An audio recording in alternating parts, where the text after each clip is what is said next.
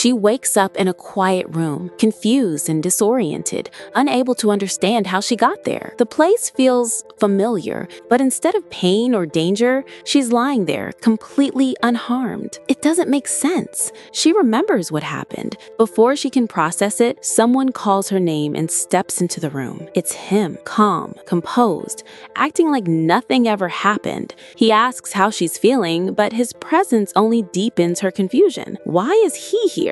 And why is everything the same? As he gets closer, his grip suddenly tightens around her wrist. His tone shifts, and the warmth disappears. He complains that because of her, everything has been thrown off. To him, she's nothing more than a problem, a nuisance. That word hits her hard because she remembers it. 3 years ago, she stepped in to protect him from danger. She took the hit meant for him, and it nearly cost her everything. Her body collapsed, and his plans fell apart because of it. And now, this moment is unfolding exactly the same way. That's when it clicks. She hasn't just survived. She's gone back. This is the past, but this time, something is different. Instead of accepting it, she pulls her hand away and looks at him differently. If he sees her as a nuisance, then the feeling is mutual. For the first time, she doesn't stay silent. Before things can go further, the door bursts open with urgency. He's called away immediately, told that something strange is happening with the spirit stone. Without hesitation, he leaves, brushing everything aside like it doesn't matter. And just like that, she's alone again. But now, her thoughts are clearer. She remembers everything. The moment her life ended, the moment the spirit stone shattered,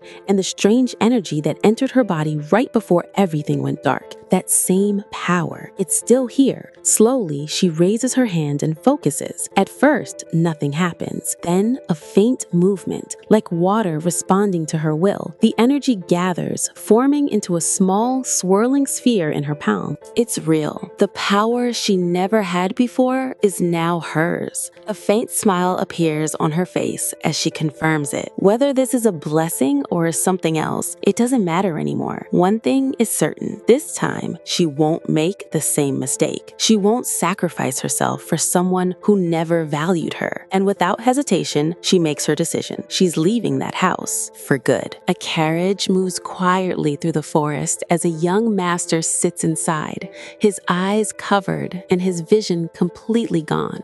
Despite surviving the recent attack, his condition hasn't improved at all.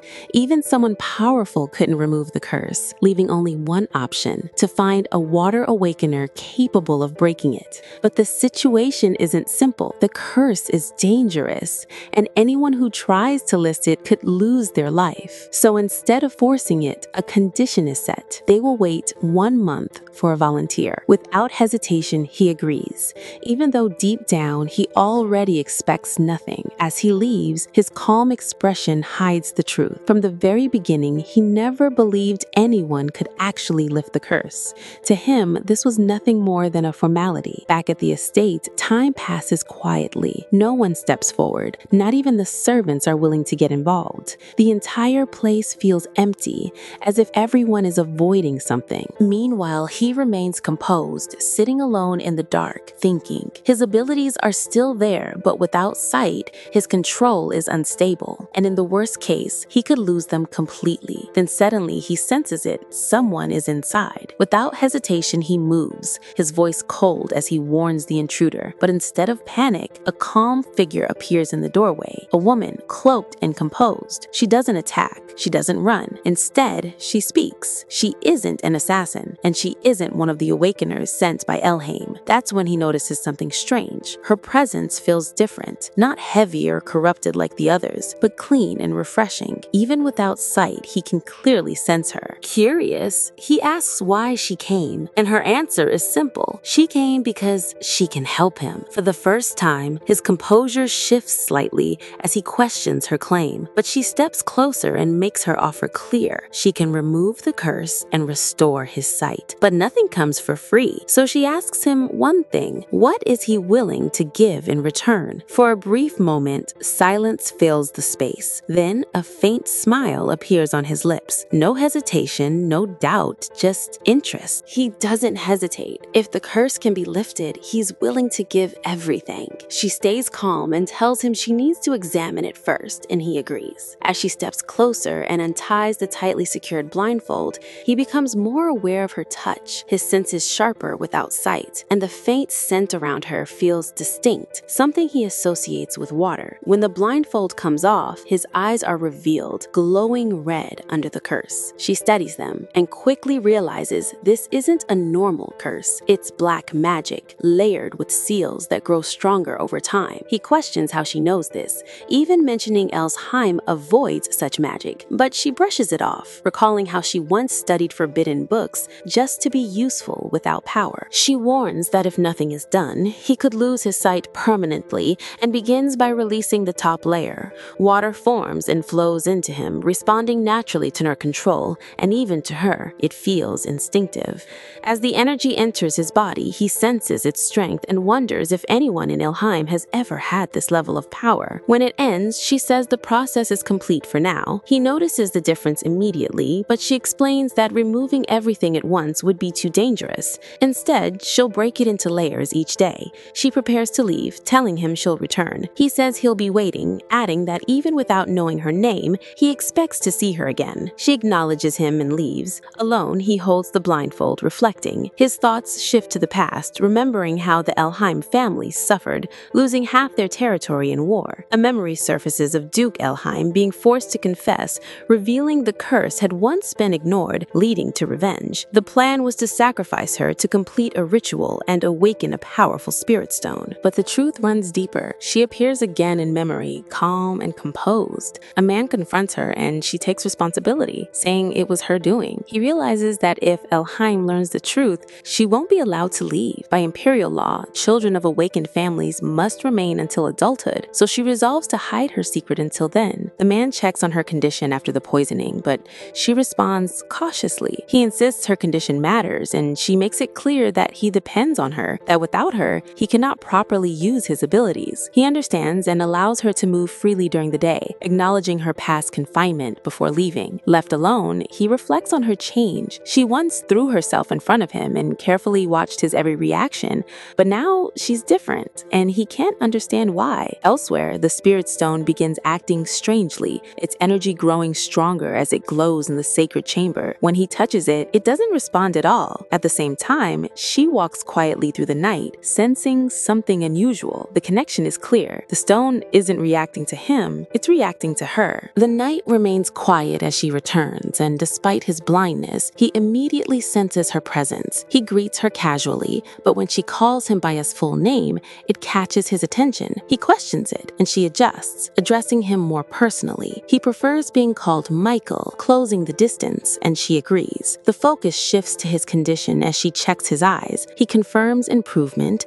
and she prepares to remove another layer of the curse. As she places her hand over his eyes, his hand tightens slightly, and their hands meet, creating a brief, intimate moment. She reassures him to trust her and promises to restore his sight. As the power builds, he becomes aware of her touch, noticing how gentle it feels, and finds himself unexpectedly comforted. He realizes he's more affected by her presence than expected. At the same time, she reflects that someone like him wouldn't normally hear such gentle words. She checks on him, but he reassures her, saying it feels more like strength than pain. Then he admits what truly interests him isn't the power, but her. She reacts quietly, while he finds her concern unusual yet endearing. He wonders what expression she has and gently holds a strand of her hair. He promises to repay her and asks if he'll finally learn her name. She points out he hasn't tried to uncover her identity, and he admits he hasn't, explaining that someone as powerful as her must have a hidden story. He assures her he won't pry and will only know if she chooses to tell him. His words catch her slightly off guard, and she tells him he's kinder than she expected, promising to inform him before his vision fully returns. Now free during the day, she heads to the library to study water manipulation. She finds it fascinating and wants to understand it better, reflecting on how he was once surrounded by negative rumors, but now seems far more gentle. She briefly wonders if her regression influenced him, but accepts that this change benefits her. Back in the library, where she once escaped from those who look down on her, old memories surface. But she pushes them aside and focuses. She searches for books on water awakeners and healing, realizing that as the curse weakens, controlling her power will become more complex. While reading, she senses someone nearby and turns to find a timid boy watching her. He nervously calls out her name and introduces himself as Huyamin Elheim. She remembers him as one of the twins with 3 older brothers, Inrius, Dantharian, and Huyamin, quiet, gentle, and always surrounded by books. Their bond grew in this same library, where he showed her forbidden texts he had secretly collected. At first, she read out of curiosity, but later with purpose, to help her family despite lacking power. But the secret didn't last. Their father discovered the books and stormed in, demanding answers. Huyamin panicked, tried to deny it, but under pressure, he pointed at her, placing all the blame on her. Huyamin panics and accuses her of bringing the forbidden books, leaving her shocked. She already knows the truth. The Duke was aware she wasn't responsible, yet he still chose to punish her. The memory resurfaces of him using water power against her, something far more painful than any physical punishment. After that, she distanced herself completely. Even when Huyamin tried to approach her with small conversations, she always walked away, and their relationship became what it is now. Back in the present, they face each other in the library. Huyamin nervously greets her, but she responds coldly, questioning why he thinks he can approach her. The fear she once had is gone, replaced with indifference. He mentions her collapse and says he was worried, but she shuts him down, saying she has no time for him. Shaken, he tries to apologize, insisting his concern is genuine, but she refuses and turns away. She calls him out directly, saying he only wants to ease his guilt. Back then, he only cared about being the good child, even if it meant blaming her. When he grabs her wrist, she pulls away and tells him to keep living that way, calling him a hypocrite before walking off, leaving him frozen. As night falls, the focus shifts to Michael reviewing the investigation. He questions whether the spirit stone in Elheim is the only one. His subordinate lacks proof and suggests investigating again, but Michael refuses, deciding to ask his father instead. Though doubted, he remains calm and confident. When asked about his mood, he casually admits it's because she's supposed to return. The subordinate realizes her influence and leaves, and the mansion grows quiet. Alone, Michael notes the recent calm until armed intruders suddenly surround him. Without panic, he concludes they weren't sent by Elheim, but by whoever cursed him. Drawing a dagger, he chooses to handle it quietly. As they attack, he counters instantly, moving with precise, efficient strikes and overwhelming them. Even mid-fight, he suspects their goal is to create conflict between Elheim and Birch. Just as it ends, he senses another presence. The door opens and she steps in, unaware. He tells her to stay outside, but before anything continues, the attackers suddenly stop. Water energy surges through the room as her power activates, spreading instantly and taking control. Michael realizes it's no longer his fight. She walks up to him and asks if he's all right. He reassures her, but she pulls him back, warning of danger. Noticing the cut on his cheek, she focuses on treating him, ignoring everything else. Even with danger around them, her attention stays on him. Watching this, Michael is caught off guard, her presence unsettling him once again. The night remains tense as the aftermath of the attack unfolds. Mihail calmly notes things are under control, standing in front of her while the remaining assassins are surrounded by water energy. Suddenly, their bodies begin to break apart unnaturally, collapsing into bone-like debris. She's shocked and questions him, but Mihail denies using any power. Upon examining the remains, she realizes there are no signs of magic, no symbols, no traces of a curse. Unable to identify it, she concludes it's not an active threat. Mihail accepts this, thanks her, and decides to investigate further while the situation settles. She then resumes his treatment, forming a controlled water circle as the next layer of the curse begins to weaken. The energy surrounds his face and eyes, and Mihail quietly absorbs the calm sensation, wishing it would last longer. She notes that once this layer is removed, only 5 curses will remain. Elsewhere, the assassin's remains crumble completely, confirming something unnatural. The scene shifts to the crown prince, who orders all evidence to be disposed of and dismisses the use of puppets. Instead, he plans to create tension between Birch and Elheim, making it harder to trace him. He reveals the curse on Mihail is powerful ancient magic, not easily broken, even by Elheim, though he acknowledges one exception, Reinlicious Elheim. He then orders a visit to Elheim, using Ninian as an excuse. Back in Elheim, the Spirit Stone shows signs of awakening, glowing with a pulsing blue halo. The progress is credited to Rien, who remains silent and thoughtful. Soon, the Crown Prince's letter arrives, proposing an engagement between Rien and Princess Ninian. Rien shows little interest, but admits she isn't a bad match, recalling her childhood affection. However, his thoughts drift to Riarte, who now feels distant and unfamiliar, leaving him questioning what changed. Plans are made for a grand banquet and a hunting competition, and after a few days, only 2 curses remain. Returning to Mihail and Riarte, the next removal begins. This time, it's more delicate. She carefully supports him as the water energy flows, explaining it will take longer. Mihail reassures her calmly, watching her with quiet anticipation. As the process continues, his vision starts to return, still blurry, but shapes and colors become visible. Despite concerns about the upcoming competition, Mihail remains unfazed, even amused, treating it like a game while holding on to his ambition to surpass Elheim. Finally, as the energy stabilizes, Riarte senses a clear shift. She looks at him and asks if he can see her now. For the first time, Mihail reacts, shaken, marking the moment his vision truly begins to return. And while she anxiously worries whether the process worked, Mikhail confirms it clearly. He can see again. But instead of relief alone, he becomes strangely flustered, struggling to steady himself before admitting he's glad she's the first person he sees after the curse is lifted.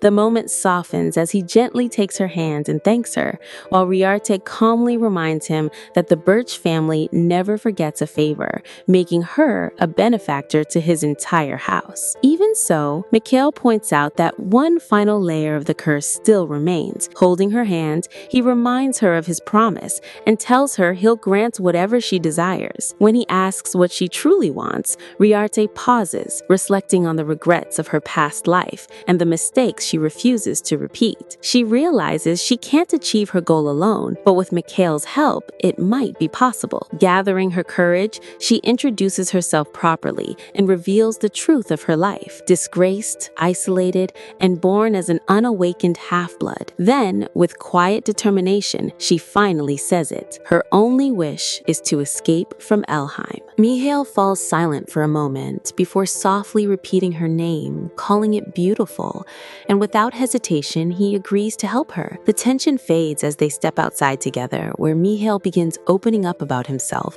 explaining his position as the heir of the Birch family. Noticing how little she shares, he gently asks about her interests, but Riarte struggles to answer, realizing she doesn't even understand her own likes or dislikes.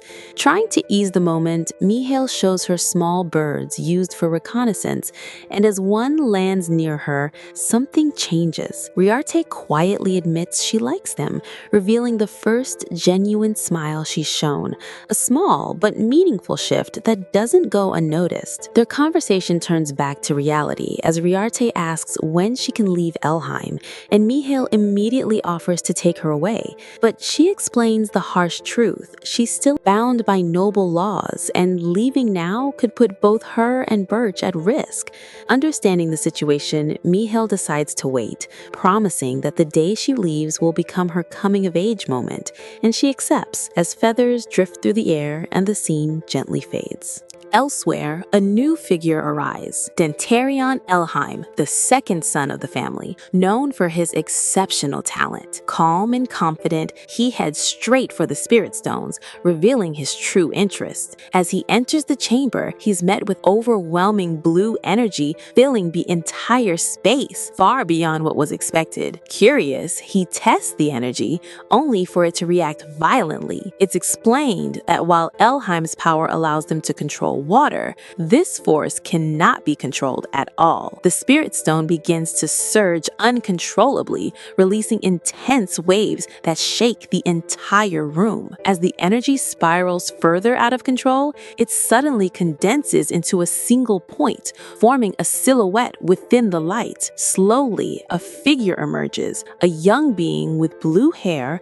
surrounded by glowing energy and flowers. Looking around in confusion, the mysterious figure speaks for the first time. The figure calmly asks who they are and who awakened them, while the overwhelming pressure leaves the two nobles completely stunned. The power fills the entire space like a vortex, making it clear this is something far beyond human ability. When questioned, the figure coldly calls them arrogant, then effortlessly manipulates the water. A massive surge crashes forward, lifting both men off their feet and trapping them midair. They struggle helplessly as the pressure tightens around them, completely unable to resist. The entity then introduces itself. It is Lord Rayard's 10th weapon and Juprin's first contractor. Hearing Juprin's name alone shakes them, but the true revelation follows. The being declares itself as the Spirit King. Still restrained, they can only watch as it approaches. It acknowledges the red-haired man's strength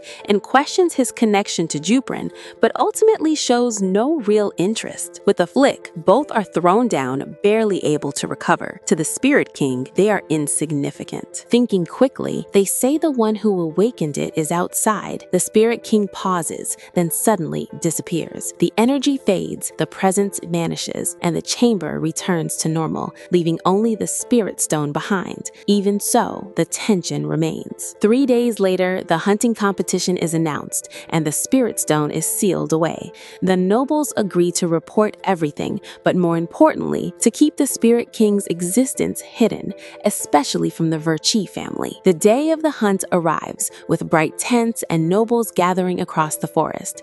A blonde prince stands with quiet authority observing the scene. Nearby, Rien and Riart stand together, but from a distance, the prince watches them with clear displeasure. Internally, he realizes his vision has almost fully returned, yet no one knows. To others, he is still blind, giving him an advantage he intends to use. Away from the crowd, Riart sits alone under a tree, lost in thought. Rien has been acting differently, bringing her to places he never did before. When he approaches and asks what she wants, she hesitates, but he stops her by holding her hand. Caught off guard, she finally asks him not to harm the silver fox, but to bring it to her alive. He agrees without hesitation, promising to do it. Even after he leaves, Riarte remains conflicted. She chose the silver fox on purpose because it is difficult to catch, and she begins to question what Rian is really thinking. Before, she would have wanted something like this, but now everything feels complicated. Not far away, someone watches. A hand tightens slightly as irritation builds,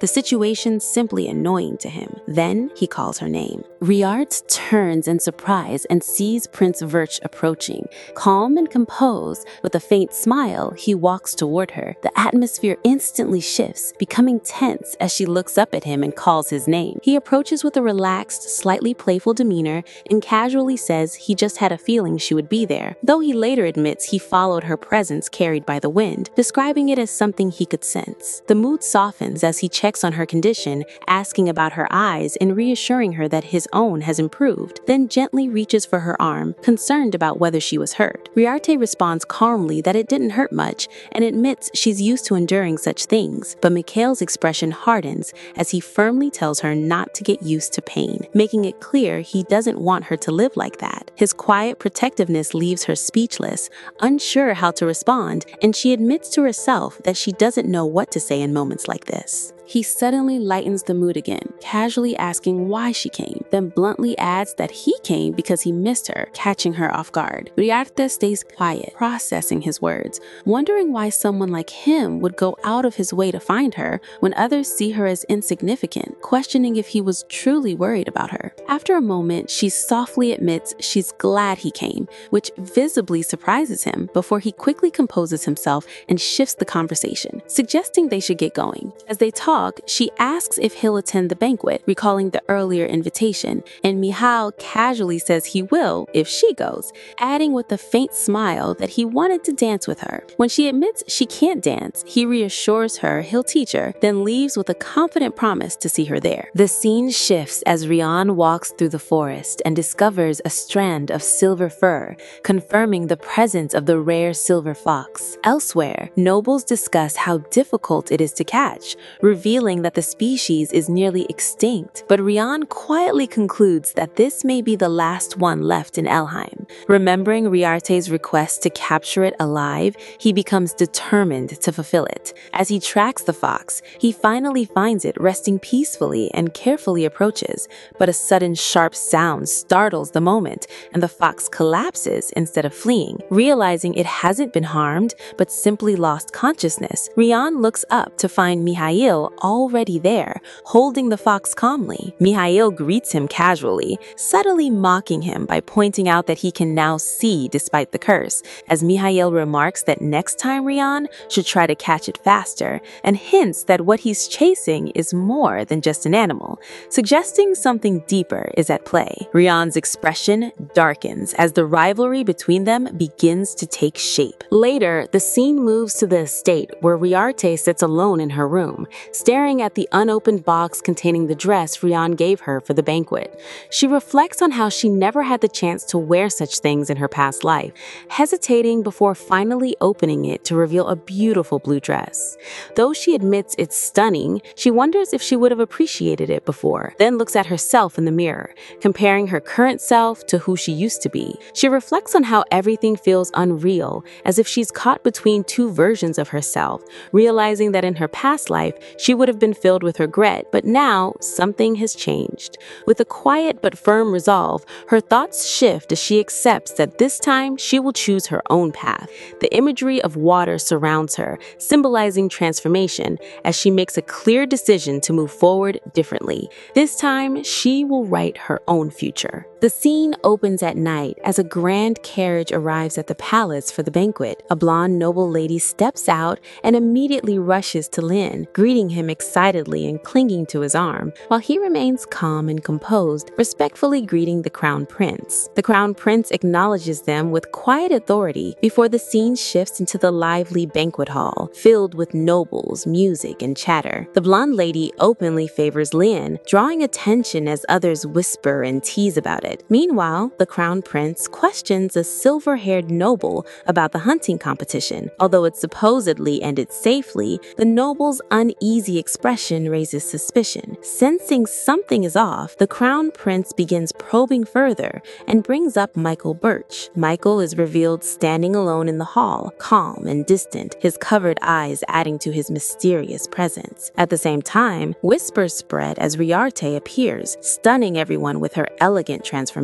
For the first time, she looks like a true noble lady. From afar, Leon watches her, recalling how she once endured everything just to be accepted, only for him to push her away. But now, she's different, her gaze cold and distant. He steps forward and asks her to dance, but before she can answer, the crown prince intervenes, confidently taking the moment and extending his hand. This time, Leon is too late. After a brief pause, Riarte accepts the crown prince's hand, and the two begin to dance. As they move across the ballroom, he speaks casually, but Riarte's thoughts deepen. She recalls her past life, how the royal family interfered with forbidden powers, how assassins invaded a banquet, and how Michael lost his sight to a curse. She realizes only someone tied to the royal bloodline could do this, and begins to suspect the royal family is behind everything, even this visit. Then the crown prince calmly reveals that the one responsible for the curse is inside the banquet hall. Though shaken, Riarte stays composed, while he makes it clear he already understands everything. As they continue dancing, he draws closer and makes a bold offer. When she comes of age, she should come to Beersheba with him. His words sound less like an invitation and more like a claim. From a distance, Leon watches them, his fist tightening as his emotions boil over. In that that moment, he makes a decision. Riarte will never leave Elheim. No matter what, he will keep her there. The grand banquet continues under bright lights and elegant music as nobles dance across the hall while others watch and chat. A cheerful blonde noble lady complains lightly that her feet hurt, but instead of stopping the mood, she playfully suggests they head inside. Clinging to Leon's arm, she happily brings up their possible engagement, clearly expecting him to share her excitement. At the same time, the crown prince calmly discusses the engagement with a silver-haired noble, even suggesting they proceed with formal documents. But before anything is decided, Leon suddenly steps in and shuts it down. His firm interruption catches everyone off guard, and with a serious tone, he declares that the engagement will only happen after the coming-of-age ceremony. The atmosphere tightens instantly, but the crown prince simply observes and agrees smoothly, noting that early engagements are unstable while subtly praising Leon's careful nature. The blonde lady, however, seems delighted, holding on to Leon as they walk away, clearly pleased with his decision. Meanwhile, elsewhere, the tension takes a darker turn. Riarte coldly states that she does not consider the Duke her father, completely severing any bonds between them. Her words shake him, especially when contrasted with the past, where she once longed desperately to belong to Elheim. But now, she stands firm, calmly declaring that she was never part of that family to begin with. She exposes the contradiction in his expectations, questioning why she must follow Elheim's rules while being told to stay away from Birch. When the Duke tries to regain control, reminding her of the room they stand in, Riarte reveals she remembers it all too well, the place where harsh discipline once echoed painfully in her ears. The truth surfaces that this is the Duchess's music room, once filled with warmth, now tied to painful memories. Without hesitation, the Duke blames her for her mother's death, insisting she was born as someone who should not have existed. A painful past unfolds, showing the Duchess weakened after giving birth, yet still holding on to her children until her final breath. Despite this, Riarte remains composed and questions whether her mother's last wish was truly about revenge. Her calm response leaves the Duke speechless. With nothing left to say, Riarte turns and walks away, leaving him alone in silence. As the door closes, a soft memory appears, her mother gently expressing love, reminding her that she was cherished simply for being her child. But even that warmth is rejected as the Duke hardens his heart again, convincing himself that Riarte can never belong to Elheim. The moment ends with a symbolic image reinforcing his belief that she will never awaken the power of their lineage, leaving the conflict between them deeper and more final than ever. The night settles over the palace as the last traces of magic fade, and the curse is finally lifted. Michael thanks Riarte, but quickly notices she doesn't look well. When he asks, she calmly reveals she had been in the discipline room earlier. There are no visible injuries, but he understands it wasn't physical. Instead of pressing her, he gently checks on her and offers support. After a brief silence, Riarte suddenly leans into him. Caught off guard, Michael freezes as she rests against his chest. In a quiet voice, she admits she told Duke Elheim she no longer considers him family and wonders if it was the right choice. Realizing she's opening up for the first time, Michael reassures her firmly she did well and she doesn't need approval from someone who never respected her. Holding her close, he asks what Elheim truly did to her. Riarte hesitates, then begins. Her memories drift to a snowy mountain cabin where she woke up alone as a child. She was kept alive, but hidden, completely isolated. When Elheim finally returned, it wasn't to save her, but to use her as a tool tied to Rion's abilities. Life after that was filled with punishment, indifference, and ridicule, yet she still wanted to be loved as part of a family, but not anymore. Now, she no longer cares about Elheim at all. Hearing this, Michael pulls her into a firm embrace and promises he'll help her leave that place for good. Slowly, she relaxes and thanks him. When he asks what she wants to do after leaving, she gives a simple answer. She wants to see the sea, just once. Michael smiles and promises her that she will, and that when she comes of age, he'll come to take her away himself. Meanwhile, elsewhere, the long-awaited day arrives. The Spirit King awakens. Inside a sealed chamber, overwhelming water energy fills the space as a blue-haired figure emerges, radiating immense power. When the the nobles present their purpose, he coldly dismisses them, questioning why he was even awakened. The pressure intensifies as his power spreads, freezing everything around them, proving that this being is far beyond their control. The one who awakened him is not who they think. His words shake everyone.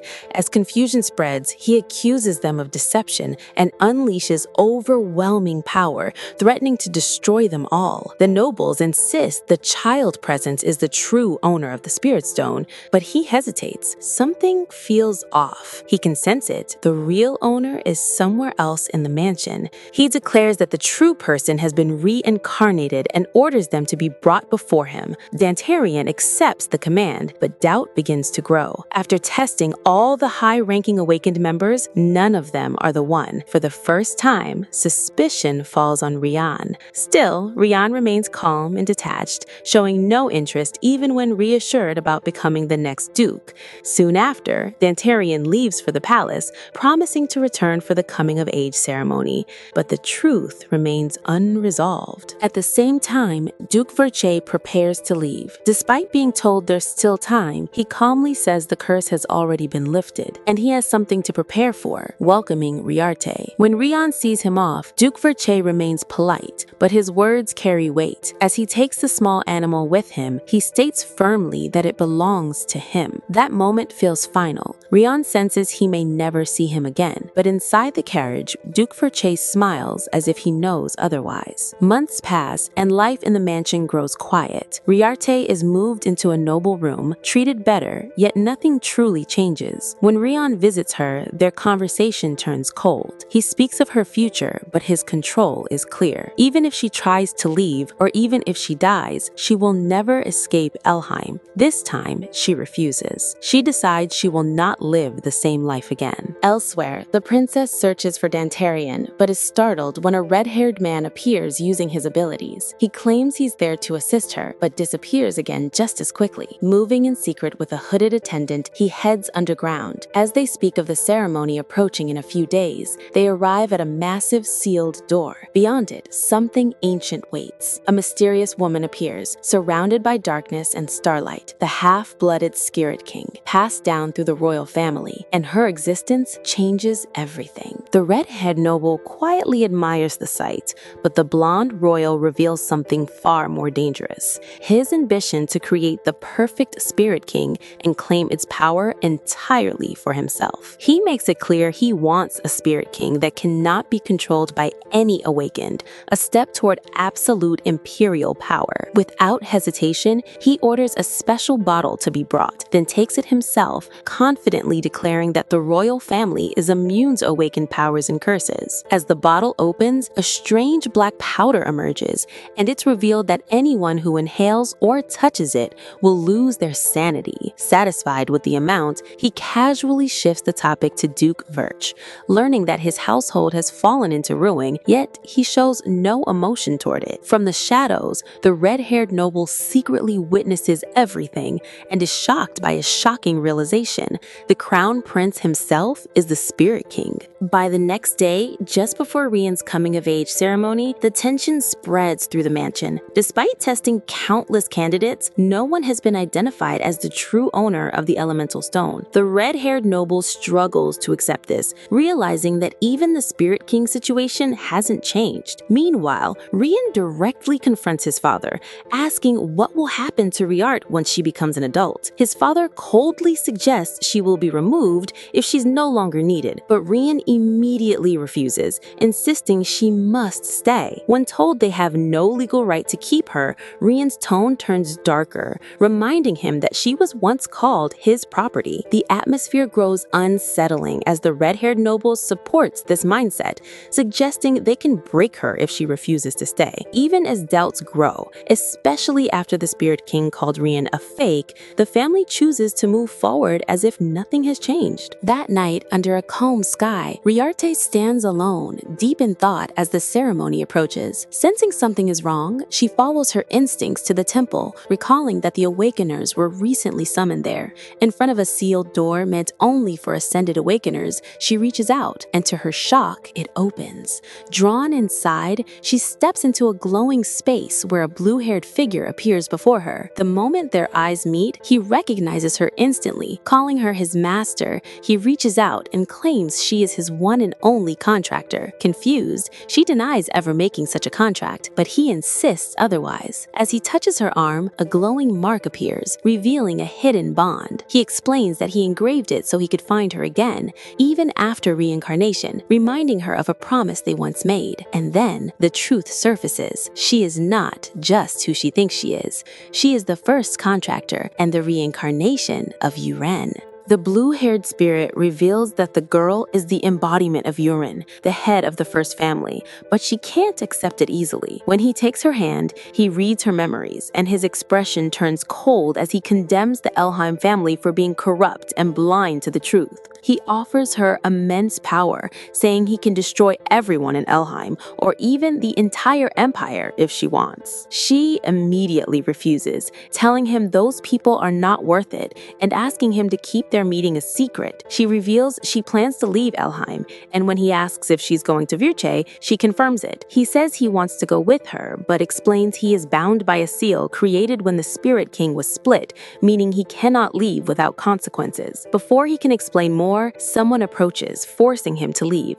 He promises to tell her everything when the time is right, and sincerely wishes for her happiness. She promises they will meet again, while he quietly calls those around her fools. The scene shifts to the coming-of-age ceremony, where the grand hall is filled with nobles. Riarte appears in formal attire, but is clearly under watch. Standing calmly while being monitored, nobles begin to question why she is treated so strictly, but Rian shuts them down coldly, mocking the idea that she was ever part of the family. The tension makes it clear she is more like a prisoner than someone who belongs there. Rian is congratulated and approached about a possible engagement, and although he responds politely, his lack of interest is obvious. Meanwhile, Riarte reflects quietly, realizing the guards are not there to protect her, but to control her, and she wonders if Michael can truly help her escape. That question is suddenly interrupted when news spreads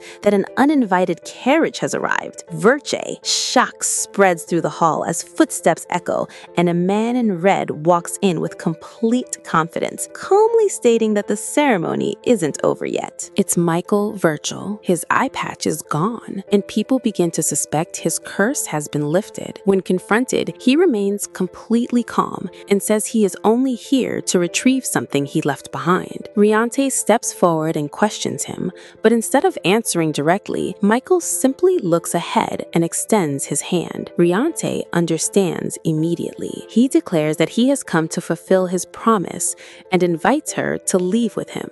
He steps forward, but a sharp warning interrupts as a surge of water-like energy bursts between them. Riarte turns in shock, while Michael remains completely steady. Rian appears, surrounded by powerful flowing energy, blocking his path and demanding to know who he is to take Riarte. His tone turns cold as he declares she belongs to him and threatens to end Michael's life. The water condenses into a dense sphere before exploding into a massive wave that surges toward Michael. Panic spreads through the hall, but Michael doesn't move, calmly facing the attack head-on. The overwhelming force shocks everyone, even Rian, as the energy shifts and instead flows around Riarte, forming a protective barrier. Guards rush in, but Riarte firmly tells everyone to stop, her voice cutting through the chaos as the energy settles under her control. Without hesitation, she turns away from both men and begins walking forward on her own. Michael calls after her, but she calmly says there's something she must do first. When he briefly holds her hand, she gently pulls away, making her independence clear. Riarte walks straight up to Duke Elheim, who is visibly shaken,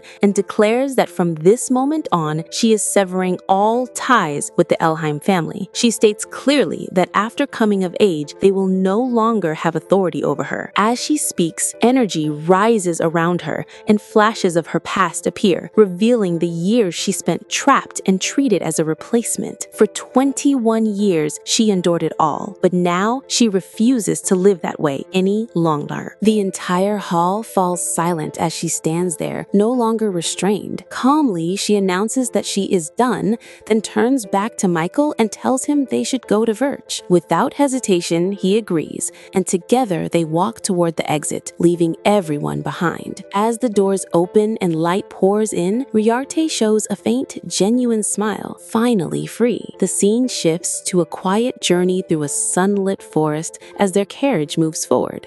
Michael reflects on how persistent the Elheim family was until the end, while brief memories show their desperate attempts to stop her. Even so, it's clear she was too valuable to remain among those who never understood her worth. Inside the carriage, Riarte looks out the window in disbelief, realizing she has truly left the palace. She reaches toward the light, overwhelmed by her freedom, while Michael reassures her that everything she went through is now behind her. Soon, they arrive. As the doors open, golden light floods in once more. Riarte steps forward and sees it, the sea, stretching endlessly beneath the sunlight. She can only stare for a moment before softly describing it as beautiful. A gentle smile forms on her face, her expression finally at peace. Under a calm night sky, the ocean stretches endlessly as Riarte stands quietly by the shore, fully absorbed in the view she had only imagined before. When Michael approaches and asks if she likes the sea,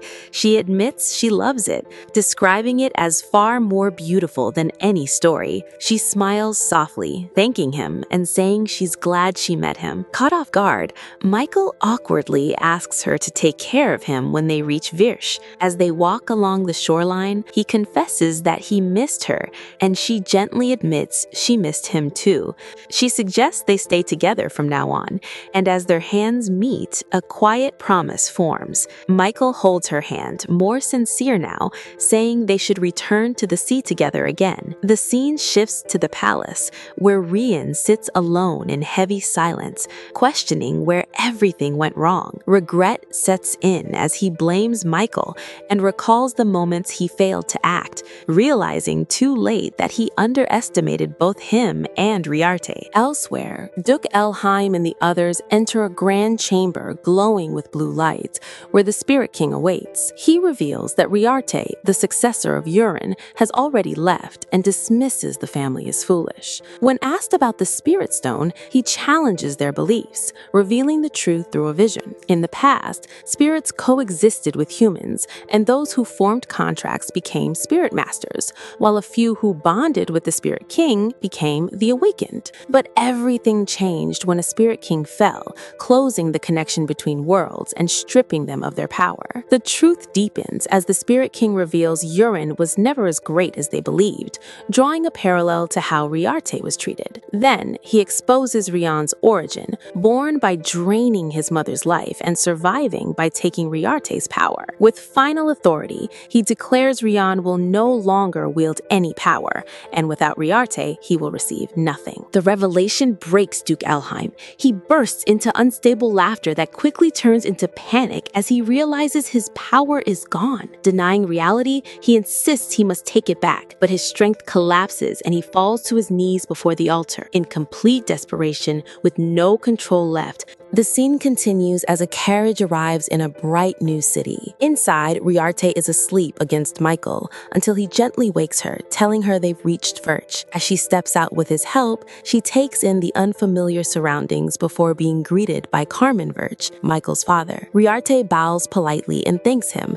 but Carmen warmly expresses his gratitude instead, even taking her hand and thanking her for helping his son. She humbly credits Michael, and Carmen invites her inside, mentioning he prepared something for her. The scene shifts to a luxurious room where Riarte quietly observes her surroundings, slightly confused why it was prepared for her. A knock interrupts her, and a maid named Merlin enters, announcing she will serve her. Riarte is surprised, recalling Merlin as a dangerous figure from the past, but accepts her after she calmly assures her loyalty and explains Carmen assigned her. Later, Riarte is escorted to a peaceful garden where Carmen and Michael wait over tea. She She arrives in a refined new outfit and apologizes for being late. Michael reacts excitedly, but Carmen reminds him of his manners. As she sits, Carmen presents a table filled with desserts, explaining he prepared various options for her. Riarte hesitates, admitting she has never seen such foods before and doesn't know how to eat them. Michael reassures her and patiently teaches her step by step,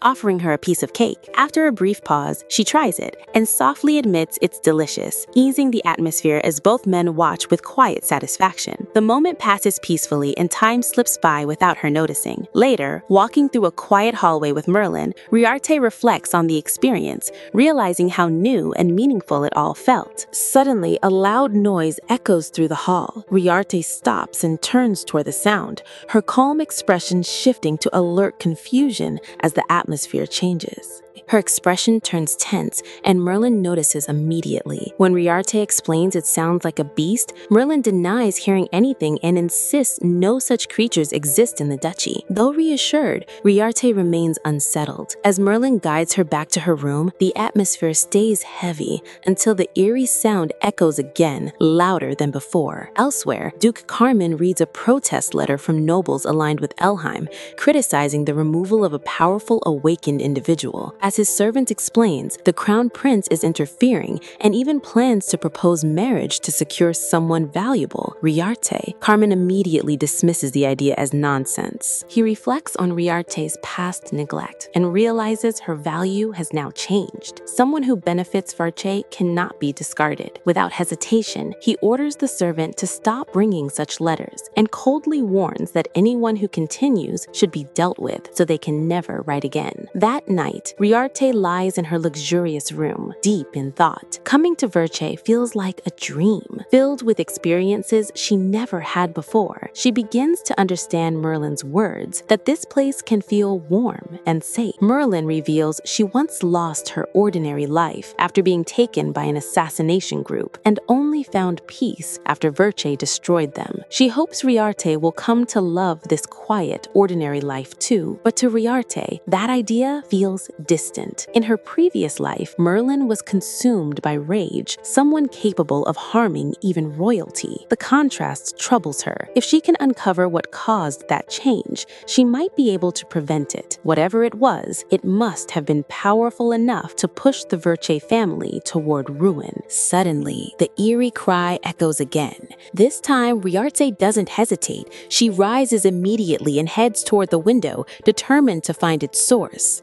Outside, a guard stops her, surprised to see her wandering at night. She explains she couldn't sleep. Though she declines at first, he insists on accompanying her, and she agrees. As they walk through the silent estate, the sound echoes again, clearer than ever. Riarte pinpoints its direction and looks toward a distant tower. Without hesitation, she moves toward it, ignoring the guard's warning. Reaching a large door, she prepares to knock, but suddenly pauses. Sensing someone behind her, she turns. Duke Carmen stands there in the night, calm yet imposing as she calls out in surprise. The two walk together through a quiet, lamp-lit garden, where Riarte notices a small palace hidden behind the main building and begins to grow curious about it. Carmen notices her expression and teases her, but instead of answering, he offers her a small, wrapped candy. Though confused, she accepts it, as he explains it's a sweet snack and gently encourages her to try it.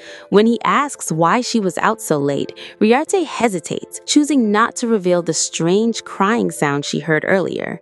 She simply says she couldn't sleep. Carmen seems to sense there's more she isn't saying, but he doesn't press further. Instead, he suddenly summons a masked subordinate and orders him to escort her back.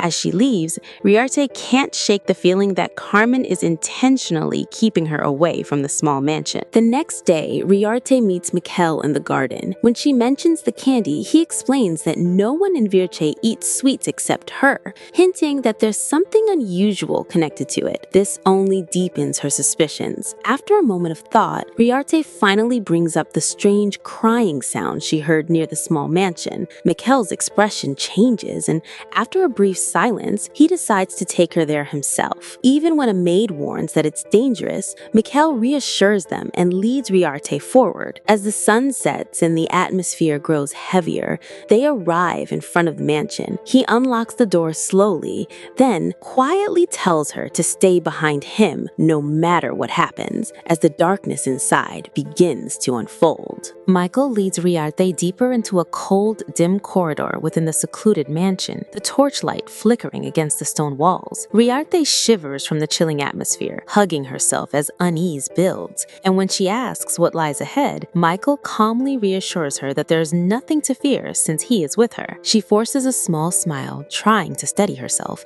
but a strange, unsettling sound suddenly echoes to the corridor, making both of them stop. Riarte senses something is wrong, and as they look ahead, they notice a figure restrained in the shadows. As they approach, the man is revealed to be tied to a chair, disheveled and unstable, and Michael introduces him as his grandfather, Aaron Verch. Riarte is shocked, recognizing him as the former head of the family, but his condition is far from normal. Michael explains that just a few years ago, Aaron was completely healthy, yet now he has fallen into a state they cannot understand or cure. Though someone like him would normally be eliminated, his father chose to confine him instead. As Riarte looks closer, she notices his bloodshot eyes and sharp animal-like fangs, confirming that something unnatural has taken over him. Her thoughts immediately connect to a past war led by the Verch family, where Mikhail Verch was feared as an unstoppable force. Back then, the crown prince proposed using a black powder that drives people into madness and turns them into violent, beast-like beings. Although it failed to be used on Mikhail, it was later discovered that awakened water could remove its effects. Returning to the present, Riarte realizes that only the crown prince possessed such a substance in her previous life, leading her to conclude that Aaron's condition is likely caused by that same powder. Suddenly, Aaron's body reacts violently as his chains tighten, and he lets out a feral roar. Startled, Riarte instinctively moves closer to Michael, who calmly shields her. A guard rushes in to apologize for leaving his post, and another servant is surprised to see Riarte there, but Michael dismisses the tension and orders them to greet her properly. The two introduce themselves as Hans and Andre, explaining that they have long served Aaron, who took them in along with Merlin, and that they chose to remain loyal even after his condition worsened. While Riarte acknowledges them, her thoughts continue, realizing that if the black powder was used, it must have come from someone Aaron trusted, narrowing her suspicion to the two men before her. The scene then shifts to the royal palace, when the crown prince reflects on the situation with clear irritation. He finds the appearance of an awakened individual troublesome and regrets not bringing such people under his control earlier. He reveals that he had once tampered with Mikhail's condition to the point of destroying an entire city, but now the curse he created has been undone. As he dwells on this setback, a servant announces that an uninvited guest has arrived. Annoyed, the crown prince questions who would dare approach him so boldly, but as the door opens, his expression changes in shock. The visitor steps forward calmly and introduces himself as Carmen Virsch, standing confidently before him. Inside the royal palace, the crown prince sits on his throne as Carmen Virsch stands before him with another man behind. The prince mocks him, claiming he has grown arrogant after gaining a water awakener, but Carmen calmly fires back, pointing out the prince couldn't secure even one. The tension rises as the prince warns him to watch his insolence. Yet Carmen states that if the demands about the girl continue, his patience will end too. Suddenly, he grabs the attendant beside him and twists his arm, forcing a painful cry as the wrist bends unnaturally. With a sharp gaze, he warns that next time, he won't stop at injuring the messenger. When the prince accuses him of making a threat, Carmen denies it and frames it as a request, firmly asking that no more letters be sent to the Verch household before bowing slightly and leaving without permission. The crown prince watches in silence, his expression darkening. After he leaves, the crown prince calls for Count Padez, who responds nervously. A cold smile forms as the prince decides the arrogant man must be taught a lesson, then gives a chilling order to transfuse his blood into Aaron Verche. Meanwhile, in a warm room, Riarte sits quietly recalling Hans and Andre's loyalty and how Aaron took them in along with Merlin. She realizes Aaron would never have used the black powder willingly, meaning the culprit must be someone close. Narrowing it down, she concludes it must be one of the three, Hans, Andre, or Merlin. When a maid notices her unease, Riarte brushes it off, but after a moment, she decides to meet Duke Carmen immediately. Back in the confined mansion, Carmen stands before Aaron and calmly calls him father. He raises a gun and states that today he must end his life, something long overdue. Aaron tenses, but as Carmen hesitates, seeing a brief trace of humanity, he lowers the gun and quietly decides today is not the day. At that moment, Riarte appears, greeting him and admitting she came despite Merlin's warning because it was urgent. Carmen notes he normally allows no one in, but she apologizes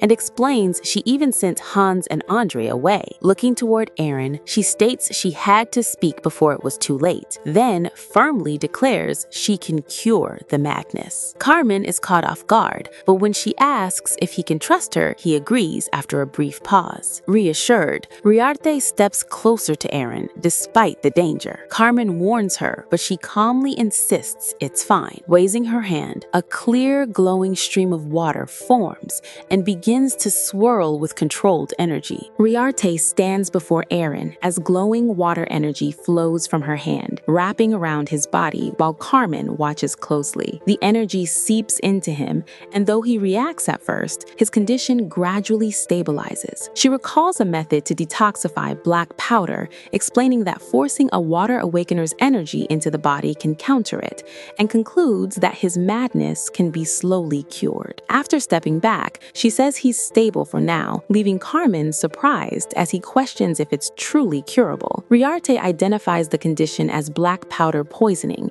explaining that it drives people mad and can even turn awakened individuals into beast-like beings. She casually claims she learned it from an ancient book and adds that only a strong water awakener can cleanse it. Carmen accepts this and resolves to help his father recover, though he notes the danger isn't over. Riarte agrees and asks him to keep everything secret, which he understands, revealing that one among Hans, Andre, or Merlin is likely the culprit. Since exposing it too early could be risky, they decide to proceed carefully. Trusting her judgment, Carmen agrees to follow her lead, but assigns her an escort for safety. The next day, Riarte returns and meets Michael, who stays by her side as they approach Aaron. She asks him to stay back despite his concern and steps forward alone. Aaron tenses at her presence, but Riarte calmly prepares her next move and suddenly strikes near his face, catching him off guard. Using that opening, she continues the treatment while Michael watches in confusion. She recalls Aaron's fondness for sweets,